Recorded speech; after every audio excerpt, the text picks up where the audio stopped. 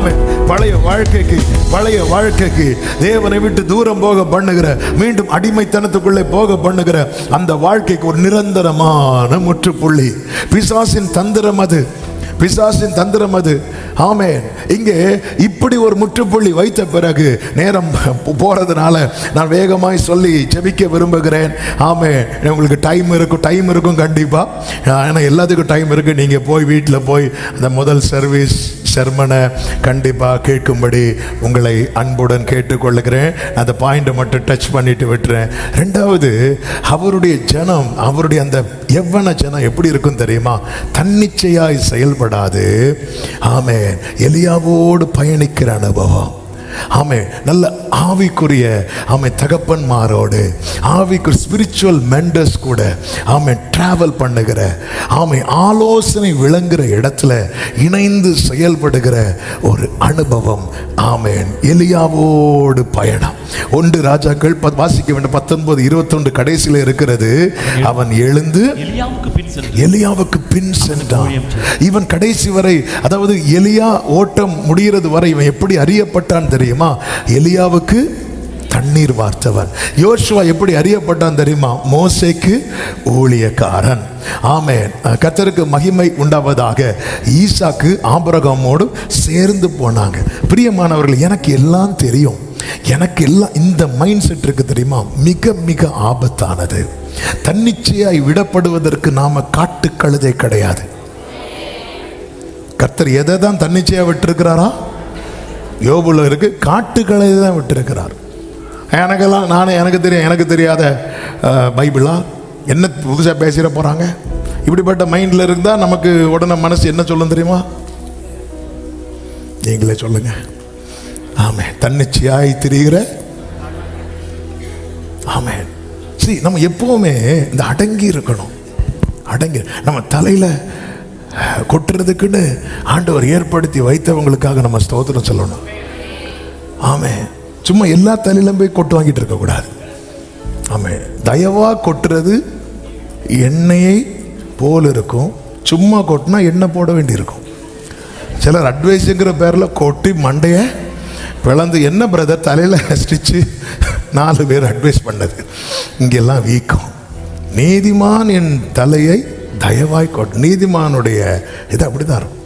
சரி, நான் உருவாகணும். இந்த இளைய குமாரனுக்கு அவங்க அப்பா கூட இருக்க பிடிக்கல. நீங்க உங்க லைஃப்ல ஒரு கொஸ்டின் மார்க் வச்சிருக்கோங்க. Who is your spiritual mentor? Who is your spiritual father? இது இந்த கேள்விக்கு உங்களுக்கு ஆன்சர் தெரிஞ்சிருக்கணும். ஆமென். பவுல் சொல்றாரு, நாங்க உங்களுக்கு போதிக்கிறோம் தெரியுமா?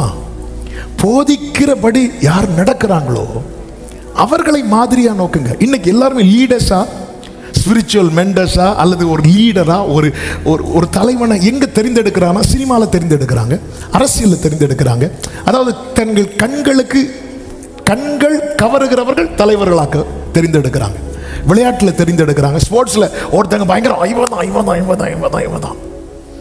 இப்போ இந்த கிறிஸ்டியன் வேர்ல்டுலேயே ஒரு மோசமான ஒரு வேர்டு வந்துட்டு,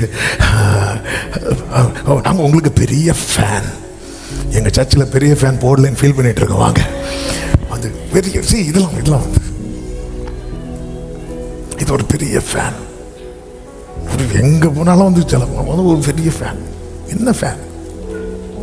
கரண்ட் போச்சுன்னா தெரியும். ஆமென். நம்முடைய ஸ்பிரிச்சுவல் மெண்டர்ஸ் யாரு? யாருமே இல்லைன்னு ஏன் அப்படி இருக்கிற? எவனால இணைந்து பயணிக்க முடியல? நீ இணைந்து பயணிக்கணும். நீ அவர் தாள் இல்லையா? ஏன் ஷோல்டர் எங்க இருக்கு? அவர் ஷோல்டர் எங்க இருக்கு? வானம் அவரது சிங்காசனம், பூமி அவரது பாதபீடம். அவருடைய நுகத்துல நான் சேரணும்னா நான் உயரணும். என்னால உயர முடியாதுன்னு அவருக்கு தெரிஞ்சு அவர் தாழ்ந்து வந்து ஷோல்டரை கொடுக்கலையா?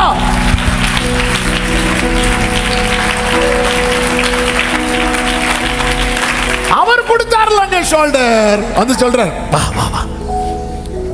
ஷோல்டர் கொடுத்துட்டு மொத்த வெயிட்டை அவர் வாங்குறார்.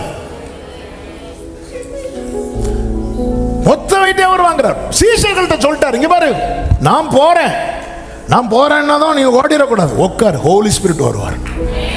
Best spiritual mentor, best spiritual father, holy Holy Spirit. அவர் வராம நீ போகாத அப்படின்ட்டார். அவர் வருவார். அதுவரை அடிச்சிட்டு இருந்தா மாறி மாறி. ஆமே. ஆண்டவரே உங்க வலது பக்கத்துல நான் இடது பக்கத்துல நீ சொல்லு. பேதுரு அவனு பிளான் போடுறேன். யாக்கோபா மொத ரத்த சாட்சியே நீதான். அப்போஸ்தலர்ல முதல்ல ஃப்ரெண்ட்ல விட்டது யாரை தெரியுமா? இதனால விட்டான்னு சொல்லல, அதனால தான் அடுத்து அப்ப யாக்கோபு கதை எழுதியாச்சு. யோவான், ஆண்டவரே இவன் கதை என்ன ஆண்டவரே, பேசாத கேட்பார்ல. ஆமென். அதாவது நம்மளை விட ஒருத்தன் முன்னாடி போறான்னு தெரிஞ்சாலே ஆண்டவரே இவனுடைய முடிவு என்ன ஆண்டவரே. ஆமென். ஹல்லேலூயா. இல்ல ஆனா ஒரு பெஸ்ட் மென்டர் வந்ததும் யோவான் வா கைப்பிடி, யாக்கோபு வா கைப்பிடி, சேர்ந்து நிற்போம். சேர்ந்து நின்னாங்க பாருங்க. கூட்டம் கூட்டமா கிறிஸ்துவண்டை திரும்பினார்கள். ஹல்லேலூயா, ஹல்லேலூயா. அதாவது இளையகுமாரனுக்கு அப்பா கூட இருக்க ஏன் பிடிக்கல? அப்பா கோபக்காரரா? இல்ல, அப்பா கூட இருந்து அவன் நினைச்சபடி வாழ முடியாது. அதான் மேட்ரு. அவன் நினைச்சபடி நம்ம இஷ்டப்படி ஆண்டவரோடு இசைந்திருந்தால் வாழவே முடியாது. பொல்லாப்பு செய்ய விரும்புகிறவன் எதை பகைக்கிறான் தெரியுமா? அதனால தான் இந்த இளையகுமாரன் பாருங்க தூரமா போனான். தூரமா போயிட்டு எங்க கொண்டு பிசாசு விட்டான் தெரியுமா? பன்றி மேய்க்க. யூதன் தலைகீழ நின்னாலும் செய்யாத ஒரு தொழில் உண்டு, என்ன தெரியுமா? பன்றி. யூதன் தொடவே மாட்டான். இந்த யூதன் இதான் பிசாசின் தந்திரம். அவன் பிசாசு நயங்காட்டி இழுக்கிறது, எது உனக்கு செட்டே ஆகாதோ அதில் கொண்டு போய் விடுறது. அவன் அந்த பன்றி, இந்த பிசாசுக்கு எதுதான் ரொம்ப பிடிக்கும் தெரியுமா? ஆண்டவர் சொல்லுதில்ல, ஆண்டவரே அதோ அந்த பன்றிகள் இருக்கிறது. பிசாசுக்கு அதான் ரொம்ப பிடிக்கும். இந்த இளையகுமாரனை கொண்டு எங்கே கொண்டு விட்டான் தெரியுமா? பன்றி மேய்க்க விட்டுட்டு எது மேலே ஆசைப்பட வச்சான் தெரியுமா? தவிடு. ஆனால் வீட்டில் நல்ல பிரியாணி இருக்கு. சில பார்க்குறாங்க 12:30 மீட்டிங்கும் முடிக்காமல் உட்கார வச்சுட்டு வீட்டில் பிரியாணி, காட்டில் பிரியாணி. ஆமே. இதுதான் நீங்கள் இணைந்து இசைந்து ஒரு எவ்வளவு ஜனம் தன்னிச்சையாக ஓடாது. ஆமே. அதாவது ஆண்டவர் நமக்கு தந்திருக்கிற, ஆண்டவர் நமக்கு இன்னும் வச்சுருப்பாங்கங்க. நல்ல பெற்றோரை வச்சுருப்பாங்க, ஊழியர்களை வச்சுருப்பாங்க, நல்ல நல்ல நல்ல நல்ல நண்பர்களை தருவார். நல்ல நண்பர்கள். தாவீதின் கையை திடப்படுத்துறதுக்குன்னு ஒரு ஸ்பிரிச்சுவல் மென்டர் உண்டு, யோனத்தான். அப்படி கையை பிடிச்சு பலப்படுத்துவார் தாவீது கையை. ஒரு சாமுவேல் ஆண்டவர் வச்சிருந்தார். நீங்க பாருங்க, தேவனால உருவாக்கப்படுறவங்களுக்கு ஆண்டவர் சிலரை வச்சிருப்பார். ஏன் ஆண்டவர் டைரக்டா பேசின பவுலுக்கு ஆண்டவரே இறங்கி அவனுக்கு பார்வையை கொடுக்க வேண்டியதானே? இல்லை, ஒரு அனனியாவை வச்சிருந்தார், ஆண்டவர் வச்சிருந்தார். ஒரு ஆமீன் சொல்லுங்க பார்க்கலாம். மூன்றாவது, அவன் தீர்மானத்தில் உறுதியானவன். எந்த தீர்மானம்? எலியாவோடு பயணிக்கிறதுல அவன் உறுதியா இருக்கிறான். அவன் கில்கால்ல இருந்து பெத்தேலுக்கு போறாங்க, அங்கிருந்து யோர்தானை தாண்டுறாங்க, எல்லாவற்றிலும் உறுதியா இருக்கிறான். நான்காவது, மேலானதின் மேல் வாஞ்சையா இருக்கிறான். 2 ராஜாக்கள் 2:9 சொல்லப்பட்டிருக்கிறது. எலியா கேட்பாரு, நான் உனக்கு என்ன செய்யணும்? அப்போ எலிசா என்ன கேட்பார் தெரியுமா? உம்மிடத்தில் உள்ள ஆவியின் வரம். இன்னைக்கு நம்முடைய வாஞ்சை என்ன? நம்ம ஆசை என்ன? எதன் மேல? தேவனால உருவாக்கப்பட்ட சந்ததியே, விடியற் காலத்து கற்பத்தில் பிறக்கும் பனிக்கு சமானமான எவ்வளவு ஜனமே, உன் ஆசை எங்கே இருக்கிறது? பூமியில என் ஆசை இருக்கும்னா நான் சரியா உருவாக்கப்படலை, நான் இன்னும் யோர்தானை கடக்கலைன்னு அர்த்தம். நான் யோர்தானை கடக்கணும். ஆமே. எனக்கு நிரந்தர புள்ளி வைக்கணும்னா என் மேல, என் தோல்ல அந்த சால்வை இருக்கணும். என் ஆசை பூமி இல்லை, என் ஆசை மேல அங்க போகணும்னா நான் யோர்தானை கடக்கணும். ஆமே. நம்ம எதன் மேல ஆசை வச்சு நம்ம பாடணுமே, அருமையான ரீகன் கோமஸ் அண்ணனுடைய ஒரு பாட்டை பாடணும், மறுகரையில் மன்னன் மாளிகை. இந்த பூமியில வாழ்வதற்கு நமக்கு எல்லாமே தேவை. வீடு தேவை, பயணிக்க கார் தேவை. இதெல்லாம் கர்த்தர் தரலையா? நீங்க உங்க லைஃப் இன்னைக்கு உங்ககிட்ட இருக்கிறதெல்லாம் ஒரு 10 வருஷத்துக்கு முன்னாடி இருக்குதா? இல்லை. ஒரு 15 வருஷத்துக்கு முன்னாடி அது இன்னும் மோசமா இருக்கும். நமக்கு என்ன தேவை தந்துட்டு நடத்தவில்லையா? இன்னும் நடத்துவார். உங்க தலைமுறை உங்களோட இப்போ எங்க அப்பா அம்மா பட்ட கஷ்டம் நாங்க பட்டோமா பட்ட இல்லை, நமக்கு வேற மாதிரி கஷ்டங்கள் வரும். அவங்க பார்க்காத பல நன்மைகளை நம்மளை பார்க்க வைக்கலையா, அடுத்த தலைமுறையை பார்க்க வைக்கலையா? எல்லாமே நமக்கு, அதாவது எங்களுக்கு சின்ன வயசுல எட்டாம இருந்ததெல்லாம் அடுத்த தலைமுறைக்கு எளிதா இருக்குது. ஆண்டவருக்கு இதுல ஒரு விஷயமே கிடையாது. ஆண்டவருக்கு என்ன அப்படின்னா, உன் பொக்கிஷம் எங்கேயோ இது என் பொக்கிஷம் ஆயிடக்கூடாது, அவ்வளவுதான். ஜீவனுள்ள நாளெல்லாம் நன்மையும் கிருபையும் அது பின்னாடியே தான் இருக்கும். பொக்கிஷம் நீங்க தான். மேலானதை வாஞ்சிக்கிறவன். ஐந்தாவதாக, அவன் எலியாவை தேடவில்லை, எலியாவின் தேவனை தேடுகிறான். 2 ராஜாக்கள் 2வது அதிகாரம் 13-14 வாசிக்கலாம். நம்ம ஜெபிக்க போகிறோம். எலியாவின் மேலிருந்து கீழே விழுந்தது. எலியா மேலிருந்து கீழே விழுந்தார். அதான் எலியாவின் மேலிருந்து கீழே விழுந்த சால்வையை எடுத்து திரும்பி போய் யோர்தானின் கரையிலே நின்று எலியாவின் மேலிருந்து கீழே விழுந்த சால்வையை பிடித்து, எலியாவின் தேவனாகிய கர்த்தர் எங்கே? எலியாவின் தேவனாகிய கர்த்தர் என் தலைமுறை என்ன தேடுவதை விட்டுட்டு கர்த்தரை தேடிட்டுனா நான் ஜெயிச்சுட்டேன் அர்த்தம்.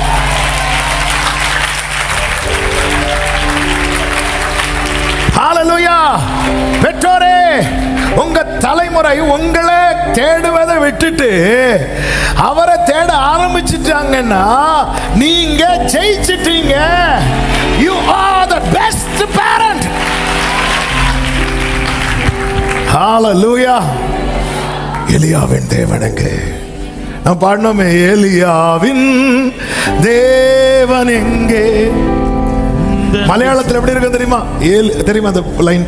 மலையாளம் தெரியுமா அந்த லைன்? பிரதர், எலியாவின் புதப்பு எவிடே அப்படி இருக்கும். புதப்புன்னா என்ன தெரியுமா? சால்வை. ஆமே, இந்த விசுவாச எலியாக சால்வைங்க. ஆமே, இதே எலியா ஆண்டவர் கடந்து போகும்போது சால்வை எடுத்து முகத்தை மூடுவான். எலியாவே சிலர் அப்படிதான் அவங்களோட முடிச்சிருவாங்க. இந்த சால்வை இன்னொருத்தனை கை மாறணும். நான் உன் வாயில் ஒரு வார்த்தை தந்திருக்கிறேன் பாரு, அது ஒன்ன மூடுறோம், அது அடுத்த தலைமுறைக்கு போகணும். உடாரபா சந்தரபா லகதரபா ரேபா ஹந்தா ரகடரா ரீபா. அதாவது உங்க மேல இருக்கிற தேவ திட்டம், ஆமே, நீங்க இந்த பூமியிலிருந்து எடுத்துக்கொள்ளப்படும் போது, ஆமே, நீங்க விட்டு போன அந்த சால்வை எடுக்கிறதுக்கு ஒரு நபர் இருக்கணும். என்னைக்கோ நம்ம முகத்தை மூடி இருக்க வேண்டியது. ஆமே, ஒன்று ராஜாக்கள் 19-12 அந்த முகத்தை மூடுறது.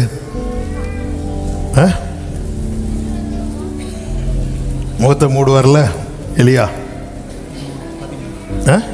13 எலியா அதை கேட்டபோது தன் சால்வையினால் தன் முகத்தை மூடு. முகத்தை மூடுறது. நேற்று இதை மெடிடேட் பண்ணும்போது ஆவியானவர் பேசுகிற வார்த்தை, ஏன்னா என் தகப்பனார் மறித்து ஃபைனலாக அந்த பெட்டியை வைக்கிறதுக்கு முன்னாடி அந்த சால்வையால் அந்த முகத்தை மூட வச்சாங்க. ஆமென். முகத்தை இது ஆண்டவர் நினைவில் கொண்டு வந்தார். இன்னைக்கு தலைமுறைங்க கர்த்தரை எழும்பி துதிக்க வச்சிருக்கிறார். ஒரு சால்வையை போட்டுட்டு தான் ஆண்டவர் மூட வச்சார். ஹல்லேலூயா, ஹல்லேலூயா. ஒரு நாள் நம்ம முகத்தை மூடுவாங்க எப்படி, ஆனால் அதுக்கு முன்னாடி ஒரு நிச்சயம் இருக்கணும். அடுத்த தலைமுறைக்கு நான் சால்வையை போட்டுட்டு தான் போறேன்.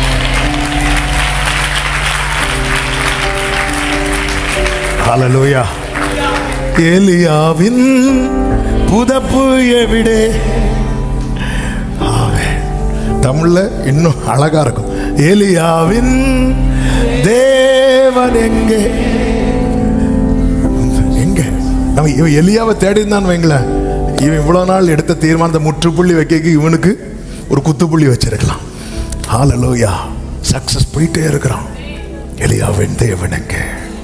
எலியாவின் தேவன் எங்கே? இதுதாங்க எவ்வளச்சனம். இந்த எலியா எடுத்துக்கொள்ளப்படும் போது எலிசா சொன்ன வார்த்தை என்ன தெரியுமா? இஸ்ரவேலுக்கு ரதமும் குதிரை வீரருமா இருந்தவரே. இப்போ எலிசா மரண படுக்கைக்கு போறார். ஆமென். 1 ராஜாக்கள் 2 ராஜாக்கள் 9வது அதிகாரம் அதனுடைய 13-14 வசனம். அவன் நாட்களில் எலிசா மரணத்துக்கு ஏதுவான வியாதியாய் கிடந்தான். அப்பொழுது இஸ்ரவேலின் ராஜாவாகிய நல்ல கவனிங்க, எல்லாரும் எடுத்துக்கொள்ளப்படணும்னு கிடையாது. ஒவ்வொருத்தருக்கும் ஒரு முடிவு வச்சிருப்பார். எலிசாவுக்கு எப்படி முடிவு வச்சிருந்தார் தெரியுமா? வியாதி. இப்போ வியாதி அக்கிரமத்தினால வியாதி வரும். வர வியாதி எல்லாமே அக்கிரமத்தினால வர்றது கிடையாது. நம்ம சில ரியாலிட்டியை அக்செப்ட் பண்ணி தான் ஆகணும். அக்செப்ட் பண்ணி. இந்த எலியா விட அதிகமாக ஓடினது யாரு தெரியுமா? எலிசா. எலியா 7 அற்புதம் செஞ்சா, எலிசா செஞ்சது 14 அற்புதம். எலியா வாழ்க்கையில செஞ்ச கடைசி அற்புதம் என்ன? யோர்தானை பிளக்கிறது. எலிசா செஞ்ச முதல் அற்புதம் என்ன? அதாவது எலியா கஷ்டப்பட்டு கடைசியை செஞ்சது சிம்பிளா முடிச்சிட்டார். இப்படி ஓடின மனுஷன் வியாதியில இருக்கிறார். இன்னைக்கு சில லைஃப்ல சிலதை தேவன் அனுமதிப்பார். இயேசு கிறிஸ்து பிதாவினிடத்தில் செல்வதற்கான மார்க்கம் என்ன? மரணம், சிலுவை மரணம். அவ்வளோ பாடு. அதனால சில அதாவது எல்லாமே. ஏன்னா இன்னும் நிறைய பேர் இதுல சோர்ந்து போறாங்க, தோற்று போறாங்க. எல்லாத்தையும் தண்டனையா பார்க்க கூடாது. வாழ்க்கையில சிலது வரும்போது நம்ம புரிந்து கொள்ளணும். எசேக்கியாவுக்கு தேவன் ஒன்று அனுமதிச்சார்ல ஒரு வியாதியை. அது அவனை ஆயத்தப்படுத்தி எடுப்பதற்கான. அவன் அழுது புரண்டு எடுத்து வாங்கி 15 வருஷம் எதுக்கு வாழ்ந்தானே அடுத்து தெரியல. நேரம் வந்தாச்சு. அப்போ ராஜ் வரான் பாருங்க. 14. அப்பொழுது இஸ்ரவேலின் ராஜாவாகிய யோவாஸ் அவனிடத்துக்கு போய் அவன் மேல் விழுந்து, அவன் மேல் சிலர் சும்மா இருக்க வேணும், விழுந்தே போக வச்சிருவாங்க. தள்ளி நின்று அழுதா பிரச்சனை இல்லை. அவன் மேல விழுந்து அழுது, இந்த வேட கவனிக்கணும், அழுது, என் தகப்பனே, என் தகப்பனே, தகப்பனே, என் தகப்பனே, இஸ்ரவேலுக்கு ரதமும், இஸ்ரவேலுக்கு ரதமும் குதிரை வீரருமாய். இது யாரை பார்த்து? யார் சொன்ன வார்த்தை? எலியாவை பார்த்து. நீ யாரை பார்த்து பிரமித்து பேசுறியோ, நாளை அது உனக்கு சாட்சியாய் மாறும்படிக்கு கர்த்தருடைய சால்வை, கர்த்தருடைய அபிஷேகம். இன்னைக்கு எதை பார்த்து பிரமிக்கிறோமோ, நாளைக்கு அதுவாக நம்மை மாற்றுவது தேவனுடைய அபிஷேகம். இப்படி அப்ப சாட்சி ஒருத்தனோட நிக்கல, அடுத்த சந்ததிக்கு தொடருகிறது. ஒரு சந்ததி அவரை சேவிக்கும். அது தலைமுறையா. ஆமா, நம்ம ஒரு 5 மினிட்ஸ், மேக்ஸிமம் 5 மினிட்ஸ்ல ஜெபித்து முடிக்க விரும்புகிறேன். எல்லாரும் எழுந்து நின்று. எத்தனை பேர் ஆண்டவரே, என் வாழ்க்கை இப்படிப்பட்ட ஒரு யவ்வன ஜனத்தின் வாழ்க்கையை போல ஆண்டவரே அந்த விடியற் காலத்து கற்பத்தில் பிறக்கும் ஆமே பனிக்கு சமானமாய் அந்த எலிசா ஓடின ஓட்டத்தை போல ஆண்டவரே என் வாழ்க்கை இருக்க நான் ஒப்பு கொடுக்கிறேன். ஆண்டவரே, ஹல்லேலூயா. ஆமென். அற்பமான வாழ்வு அற்புதமாய் மாற அனைத்தையும் தந்தே ஆட்கொள்ளும் பாடுங்க. அற்பமான வாழ்வு அற்புதமாய் மாற அனைத்தையும் தந்தே. கைகளை உயர்த்தி நான்